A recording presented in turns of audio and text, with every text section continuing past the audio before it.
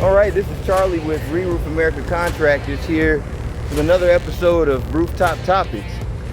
And we're here at West Shore Plaza, and we're talking about ponding today. Ponding and pooling and how it affects the roof. We're on a TPO roof, and just for the record, you don't want ponding to last over 48 hours. You want it to be in the dry unless there was rain.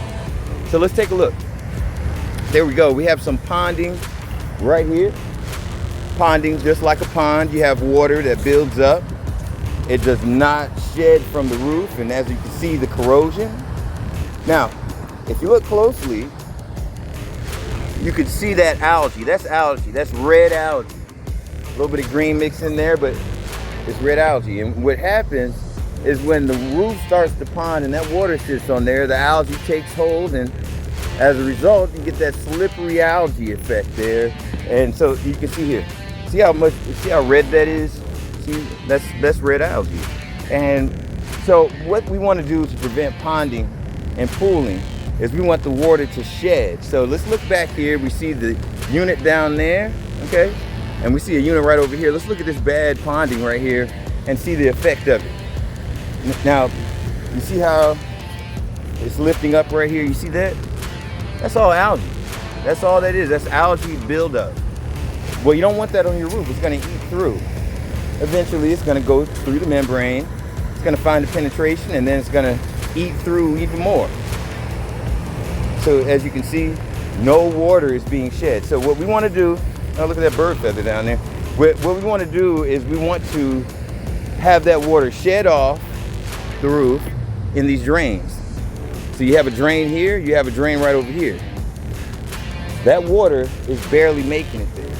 So to make it there, you have to have it tapered, or what we call low slope. That taper is gonna direct the water to where it's supposed to go. So that's where it's supposed to go. So we have a drain there and drain there. Now, if you look around, you don't really see any more drains on this side. So as a result, we need to make sure all the water is shedding or directed to those drains. Now, you can also have scuppers. Scuppers are against the parapet wall or against the wall, okay? The water sheds right off the roof, kind of like a gutter. And that's how you get that water off. But that's another big issue here with roofs here in Florida and all over the country, is that you have the ponding and the pooling. And then you have the algae buildup. And then you have seams. So you see the seam here. You have the seams that are affected by this. Now you see, that's a good seam. See, that's a good seam. Okay? But once again, it's going to degrade it. So we want the water to shed off like it properly should. So as you can see, there's water going down in there. See? But no water is coming over here.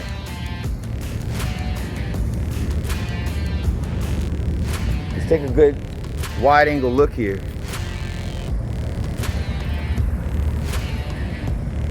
And you can see a number of places where the water just builds up. That's how you know that the water is not shedding off properly. You got the ponding. Right here, look at this.